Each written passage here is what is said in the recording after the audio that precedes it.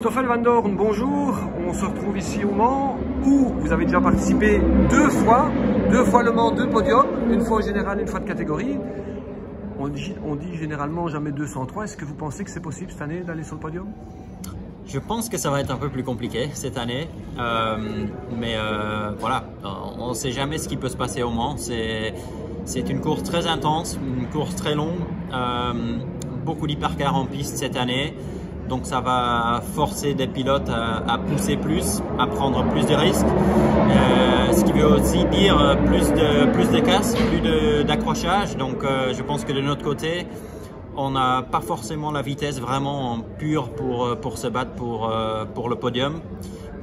Donc il va falloir jouer à la constance, à rester dans la course, d'être là au bon moment quand ça compte et de prendre les bonnes décisions au niveau de la stratégie. On a vu l'an dernier à un moment les Peugeot 9X8 qui avaient pris la tête de la course quand il s'était mis à pleuvoir. On annonce une météo variable avec de la pluie sans doute durant les 24 heures. Est-ce que ça pourrait encore jouer en votre faveur? On attend de voir. C'est sûr que je pense que ça peut nous aider un tout petit peu si c'est des conditions un peu mixtes. On ne connaît pas forcément très bien la performance sous la pluie, donc ce sera un peu une surprise pour nous. L'an dernier, ça a été une bonne surprise ici, donc on va voir. Mais surtout dans ces conditions-là, c'est de rester en piste, c'est de prendre les bonnes décisions au niveau des pneus. Et voilà, d'exploiter au maximum les capacités dans ces conditions. Les pneus froids, c'est la première année qu'il n'y a pas de couverture chauffante. On parle beaucoup de ça. Est-ce que ça pose un problème? Le tour de sortie, on peut perdre combien de temps? Certains teams parlent de 20 secondes. Ouais, c'est sûr que c'est beaucoup plus complexe que l'an dernier. Je pense que pendant la journée, quand il y a le soleil, ça va encore, il y a pas trop de problèmes. Il y a juste le premier secteur qui est un peu compliqué. Par contre, quand la nuit commence à tomber, ça commence à être de plus en plus compliqué. Il fait très froid la nuit.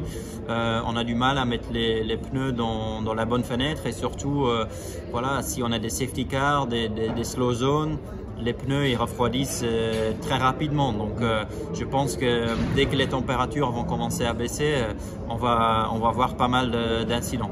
Alors dernière chose, Stoffel, hier c'était la qualification pour l'Hyperpole. Malheureusement vous n'y serez pas. 21e, c'était décevant pour nous, pour vous aussi j'imagine, à 2,7.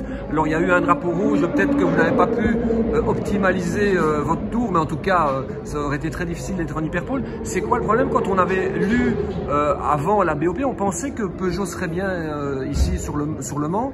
C'est pas le cas. Est-ce que vous avez une explication?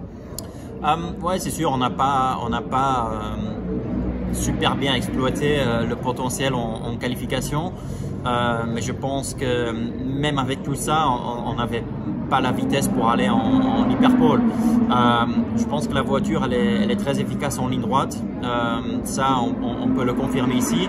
Par contre, on perd dans les Porsche énormément et je pense que la voiture elle rebondit un peu trop sur les bosses.